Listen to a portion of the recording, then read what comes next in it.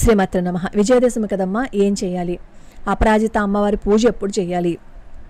అలానే శమీ వృక్షానికి పూజ ఎప్పుడు చేయాలి? మంత్రం ఏంటి? కలశం ఎప్పుడు తీసేయాలి? ఇవన్నీ చాలామంది అడుగుతున్నారు. నవరాత్రులు మొత్తం అన్ని రోజులు కలశం పెట్టుకుంటారు కొంతమంది. ఆ కలశ ఉద్వాసన రేపు చెయ్యాలన్నమాట. అలానే రాజుల కాలంలో ఏం చేసేవారు? ఈ విజయ ముహూర్తాన్ని పురస్కరించుకుని ఆయుధ పూజ చేసేవారు. మరి ఇప్పుడు ఎవరి పనిముట్లను వాళ్ళు పూజించుకుంటే సరిపోతుంది.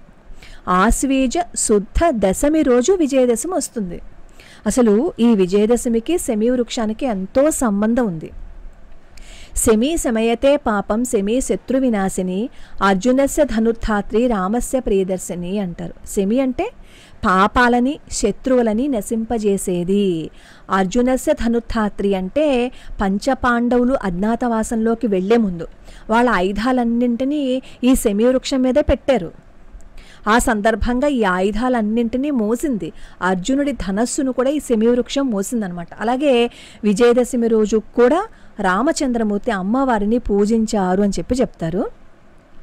ఈరోజు శమీ వృక్షాన్ని ఎలా పూజించాలి అంటే అమంగళానాం శమనీం దుష్కృతస్య చ దుస్వప్ననాశనీం ధన్యాం ప్రపద్యేహం శమీం శుభాం అనే మంత్రంతో శమీ వృక్షాన్ని పూజించాలి.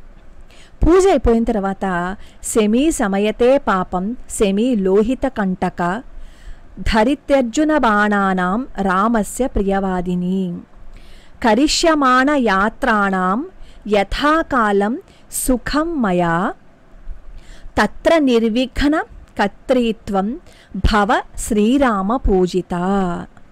ఎర్రని ముళ్ళుగల శమీ వృక్షం పాపాన్ని నశింపజేస్తుంది. పాండవుల అజ్ఞాతవాసంలో అర్జునుడి దివ్యాస్త్రాలను దాచిపెట్టింది. అటువంటి ఓ శమీ వృక్షమా, నువ్వు రావణుడి మీద విజయార్థము రాముడి చేత పూజింపబడి ప్రియాన్నిచ్చావు. నేను చేసే యాత్రలో నిర్విఘ్నంగా సుఖాన్నివ్వు అని అర్థం అనమాట పై శ్లోకానికి. శ్రవణ నక్షత్రము దశమి తిథి కలిసిన రోజే విజయదశమి వస్తుంది. అజ్ఞాతవాసంలో విరాటుడు కొలువు చేరే ముందు పాండవులు ఏం చేస్తారంటే ఈ ఆయుధాలన్నింటినీ భద్రంగా దాచింది ఈ శమీ వృక్షం మీదే. అర్జునుడు ఆ వృక్షం మీద నుంచి ఆయుధాలను దింపి ఉత్తర గోగ్రహణంలో విజయుడయ్యాడు. అందుకే విజయదశమి రోజు శమీ వృక్షాన్ని పూజించాలి. విజయం కోసం ప్రతి ఒక్కళ్ళు తమ తమ ఆయుధాలని కూడా పూజించాలి అని చెప్తారు. అలాగే విజయదశమి రోజున ప్రతి ఒక్కరూ తమ తమ వాహనాలను కూడా పూజించాలి. అప్పటి నుంచే ఇలా వాహనాలని వాళ్ళ ఆయుధాలని పూజించడం వచ్చిందని చెప్తూ ఉంటారు. అలాగే ఎవరైనా వాళ్ళ కోరికలు నెరవేరాలి అని అనుకుంటే గోత్రనామాలతో శమీ పూజ చేయించుకుంటారు. నవరాత్రుల్లో ఎవరైతే ఈ 9 రోజులు భక్తిగా శ్రద్ధగా అమ్మవారిని పూజిస్తారో వాళ్ళకున్న సమస్యలు ఆందోళనలు చికాకులు ఇవన్నీ తొలగిపోతాయి. అమ్మవారి అనుగ్రహం వస్తుంది. అసలు ఆశ్వేజ శుద్ధ దశమి రోజు పాండవులు దేవీ స్తోత్రం చేసినట్లుగా కొన్ని గ్రంథాలలోనూ పురాణాల్లోనూ చెప్పబడింది. అలాగే నారదుడి మాట విని రాముడు కూడా అమ్మవారికి పూజ చేసి దశమి రోజే రావణుణ్ణి సంహరించారు అని మనకి దేవీ భాగవతంలో కనిపిస్తోంది. ఇది నేను చెప్తున్న మాట కాదు, దేవీ భాగవతం చెప్తున్న మాట. దసరా పండుగ నవరాత్రులలో చాలామంది సరస్వతి పూజ చేసుకోలేకపోతారు. అలాంటి వాళ్ళు ఈ దసరా రోజున సరస్వతి పూజ చేసుకోమని చెప్తారు. అలానే అపరాజిత స్తోత్రం, అపరాజిత అమ్మవారికి పూజ చేయమని చెప్తారు. అపరాజిత అమ్మవారికి పూజ చేస్తే ఎటువంటి కష్టమైనా సరే దూరం అయిపోతుంది. అసలు మామూలుగా ఏం చెప్తారు అంటే శమీ వృక్షం కింద పూజించమని చెప్తారు. ఆ శమీ వృక్షం కింద కూర్చొని చేయమంటారు. ఒకవేళ మనకి శమీ వృక్షం కింద కూర్చొని పూజ చేయటానికి వీలు లేకపోతే ఇంట్లోనే అపరాజిత అమ్మవారి స్తోత్రం చేసుకోవచ్చు. ఈ అపరాజిత అమ్మవారి స్తోత్రం నేను రోజుకో శ్లోకంలో పెట్టాను చూడండి. అసలు మామూలుగా ఈ అపరాజిత అమ్మవారికి పూజ ఎప్పుడు చేయమంటారంటే నవమి శేషయుక్త దశమి రోజున అపరాజితాదేవిని అర్చించిన వాళ్ళకి అమ్మవారు విజయాన్ని కలిగిస్తారు అని చెప్తారంటే ఈ రోజు సాయంత్రం అన్నమాట అపరాజిత అమ్మవారిని. ఎందుకంటే సాయంత్రం వచ్చేసింది కదా దశమి. నవమి శేషయుక్త దశమి అంటే ఈ రోజే. మోక్షము మరియు విజయం కోసం అమ్మవారిని విధిగా పూజించాలి అనేది పురాణ వచనం. అపరాజిత అంటే ఏంటి? విజయాన్ని కలిగించేది అని.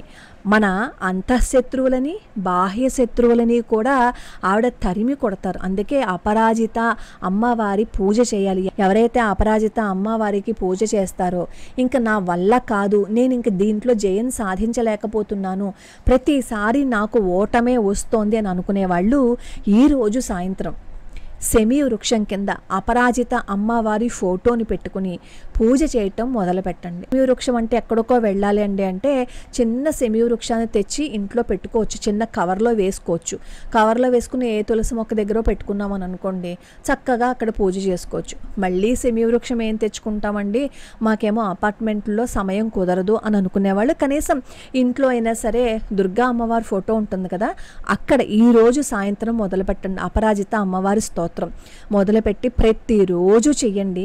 ఇంకా నా వల్ల కాదు అని అనుకున్న పనులు కూడా అయిపోతాయని చెప్తారు. అలాగే ఈ విజయదశమికి సంబంధించి ఏ ప్రాంతాలలో వాళ్ళకి కొన్ని ఆచారాలు ఉంటాయి. ఆ ప్రాంతాల్లోని ఆచారాలను బట్టి సెమీ వృక్ష పూజ చేసుకోవటము, అలాగే సెమీ ఆకుల్ని ఒకళ్ళకొకళ్ళు ఇచ్చి పుచ్చుకోవటం, ఇవన్నీ జరుగుతుంటే ఆ ప్రాంతీయ ఆచారాలను ఎవరైనా పాటించవచ్చు.